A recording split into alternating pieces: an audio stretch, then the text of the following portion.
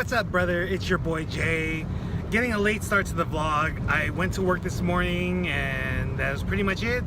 Nothing too exciting, pretty chill day today. I am on my way to my meeting and I will continue the chat afterwards. Tonight is the men's meeting and I always have a good time at it, so hopefully it will be a informative and fun meeting tonight, and hopefully there'll be a lot of people. So I will touch you guys on the next clip. What is up, everybody? It is your brother Jay, and it is time for the end of the vlog talk. So in the last clip you saw me on my way to AA, and I went to the meeting today, which I am always excited and looking forward to going because it's the men's meeting. And I don't know, I just feel more at home when it's just the homies and the dudes and the brothers just hanging out and going to meetings together rather than it being co-ed. But either way, I always look forward to going to meetings, but these men's meetings are a little bit more interest for me to go to. I don't know why, maybe because I can relate a little bit more to them because we're all dudes, but I don't know. I can't explain it, but I know that when I do go to meetings, I do feel relieved afterwards, or I feel some relief. I get some tools that I know that I can use in the real world, and sometimes it puts me in check. And sometimes when I listen to what people say, it makes me think back about my day or about my week, and maybe I shouldn't have reacted a certain way to something, and maybe I should have been a little bit more gracious and a little bit less resentful. But again, it's a learning experience, and I'm slowly learning, and I'm going through the steps, and I'm actually very grateful that I'm sticking through with it. It is day 27 of sobriety and day 19 of meetings, of 90 meetings in 90 days. So it is the 19th meeting of 90 meetings in 90 days. And I really want to fulfill that and exceed it and see how far I can get, because every day I learn something new at these meetings, and I'm just grateful that I do go. So today's speaker was someone who does speak a lot, and this was my first time actually meeting him, and I thought he was cool, and I could relate to a lot of things that he was talking about. Some things that he talked about was a lot of the times when we drink and the next day or during our drinking we play the victim and we blame everyone else on whatever happened that night or that day or in that situation isn't due to our drinking and our thinking or our reaction, meaning the person drinking, but it's everyone else's fault. It's because this person did that, this person provoked me to do this person said something in a way that made me mad and made me want to drink more or whatever, but it was never my fault for these things happening in my life, which is totally untrue. If it wasn't for me drinking, these things may not have happened.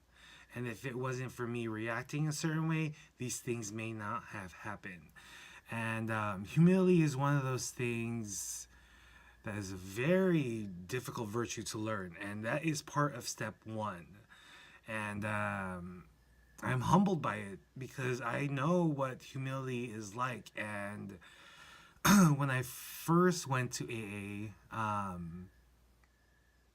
I thought I was better than everyone. I thought that that person's story wasn't like my story. That person's story was worse than me. I felt like I could do everything on my own, and that's why I only went for a week and I never went back. It wasn't until August 8th where I started going every single day. And I'm very happy that I'm going every single day because I have seen the growth in my attitude and in the way that I think now, and it's something for the better. Something that the speaker said is that this is our second chance at a first class life. And I totally believe in that. I feel like when I was drinking, I was not having a first class life. I was living a life where I wanted to be alone. I would avoid social events because it got in the way of my drinking clock or my schedule of drinking. I would be so anxious even if I went out to dinner with my family, I wanted to just come home right away, so I would start drinking when I normally drank. For a good 3 to 4 months, I was isolated in my room, just working on YouTube videos and drinking, and that was pretty much it. After I lost my job. Let's see, what else did they say? What else did the speaker say? So I felt like I could really connect with this speaker because I have a similar story. Not only being a social drinker at first, but also becoming a solo drinker, and that's not a good sign. Something that he also talked about was it was just not myself hurting or the drinker, the alcoholic hurting, but it was also the family that was hurting. And he had specific things that happened to his family as a result of his drinking that was pretty major for his family. Um, Luckily, it hasn't been as bad for my family with my drinking, but there has been a lot of hurt that has been done to my family members because of my drinking, because of me and my actions. Another thing that he talked about was genuine friends. This speaker was incarcerated for a time and had to go to jail, and who was there to bail him out? Not his buddies that were drinking with him the night before, or his friends that were supposed to have his back. There was pretty much no one. And through this process, he's learned who his genuine friends are, and he's keeping them close because he knows that once he loses those friendships or those relationships, he can relapse and just fall back to his own old patterns. So yeah, the speaker was great tonight, so I really enjoyed it. Usually after we have a speaker talk, we talk about topics, and today's topic was gratitude, and I've talked about this before. Pretty much learning about humility is again part of step one, learning that you're powerless and unmanageable under alcohol.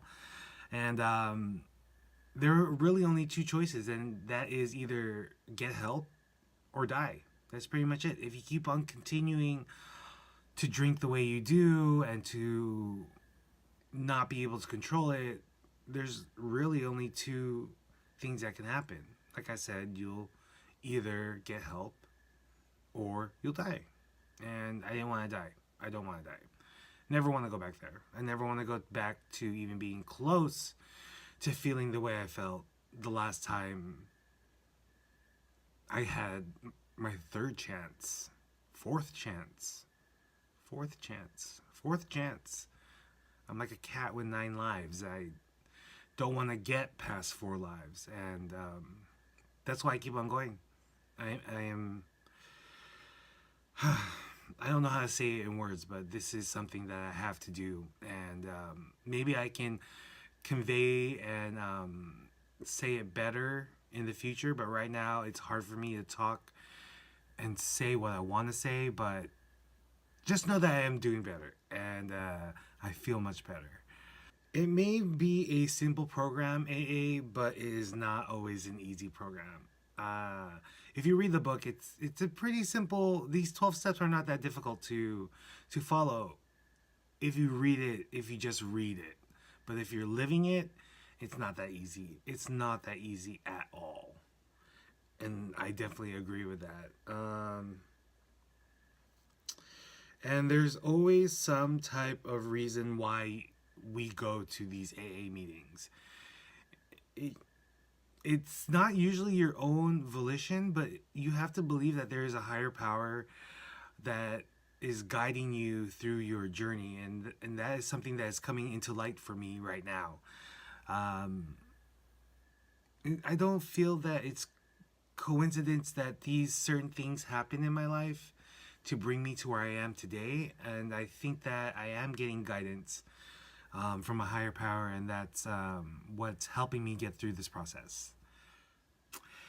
Hope you guys had a great Monday. I wish my Monday was a little bit better. I did deal with some not best situations at work, but you know, it is what it is, and I really can't get upset about it. And I'm kind of proud about that because I didn't let it affect me and get me stressed out. I was worried for a second, but there's really nothing I can do. So I leave it up to the higher power and trust that he's guiding me, he or she, or whatever the higher power is guiding me in the right direction. And I do have faith.